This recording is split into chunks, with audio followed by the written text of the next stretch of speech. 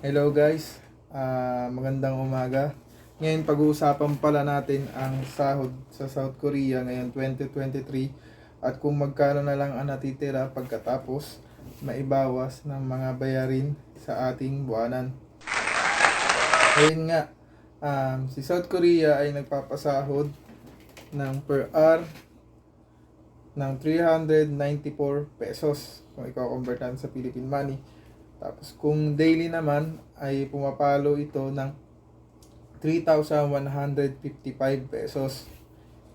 At kung buwan naman ay umaabot nga ito ng 82,000 pesos kung i-convert mo siya sa 0.041 na palitan.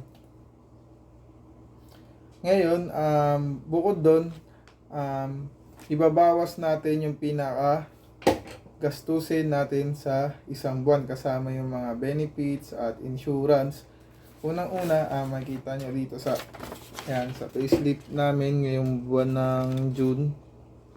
Meron mga kinaltas sa amin at nakalagay na rin kung magkano yung sinahod namin dyan sa Korean won. Unang kinaltas sa amin is yung national pension. Yung national pension na to ay katulad ng sa Pinas na dinodoble nilang company. Ang ano lang nito, makukuha mo rin naman to kapag pauwi ka na ng Pinas. So mas mainam din talaga na may kaltas na ganito kasi nga para sa iyo din to kapag uuwi ka na. May kinalakatals din sila na health insurance. Para naman yan sa kasiguraduhan ng kalusugan mo dito sa South Korea. Tapos long term insurance, meron ding income tax. Siyempre, bilang isang OFW, kailangan din natin magbayad ng tax sa kanila. At sunod, yung local income tax. At yung pinakamahal na binabayaran namin is yung dormitory. Sa mga bayarin na ito, ang may pinakamataas nga namin ay yung pagbabayad namin sa dormitory kasi nga nakapasok na rito yung kuryente, tubig, gas na magagamit po para mapainit yung tubig o sa pagluluto ng pagkain. Pumapalo siya ng 8,000 kada buwan. Medyo mahal siya pero kung tutuusin,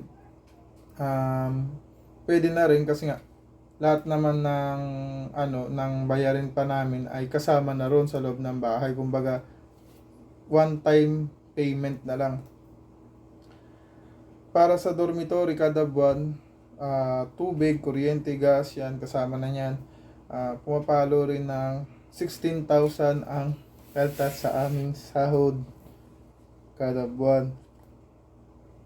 At meron ngang kakaltas pa, syempre, nandito ka, medyo mataas din ang cost of living. Syempre, kakain kayo, gagastusin nyo yung pang budget nyo para sa isang buwan.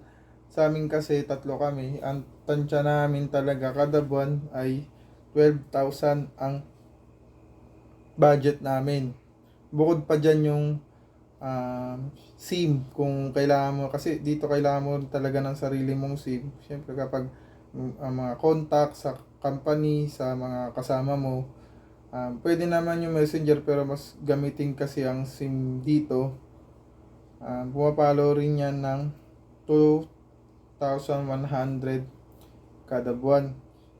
So, kung ito total natin, kasi nga sa dormitory kasama na naman lahat ng bills at yung mga insurance. Kung ito total natin kasama yung sa pagkain, is papalo rin siya ng 31,000 per month sa Philippine money. Ngayon, sa 82,000 ibabawas natin yung 31,000. So, ang pinakamalinis mong maitatabi o sasahurin ay magkano na 51,000. Yan na lang ang malinis na maitatabi mo. Hindi pa dun kasama yung ipapadala mo sa Pilipinas o kung may gusto kang kainin, kung gusto kang gumala, o kung gusto kang bumili sa sarili mo, ibilihan mo yung sarili mo na mga gamit, hindi pa dun kasama. So, yun lang sa akin guys, na expect nyo yung ganong kalaking sahod Pero syempre nga, may mga gastusin at medyo mataas din ang cost of living. Hindi rin talaga siya ganun kalaki kung hihimay-himay na natin yung ating sahod. Pero syempre wala pa naman dyan ng overtime sa amin kasi medyo madalang nga yung buwan ng June, July ang overtime. Kaya sa ngayon nag-i-stay kami sa minimum wage. Pero kung meron kaming overtime, madadagdagan kahit papano yung budget at panggastos mo. So yun lang guys, sana nagkaroon kayo ng idea sa sahod sa South Korea kung gaano kalaki ang aming binabawas at kinakaltas bago namin maitabi yung pera at bago kami makapagtabi ng pera at makapagpadala sa Pilipinas. Yun lang, salamat sa inyong lahat. Bye bye.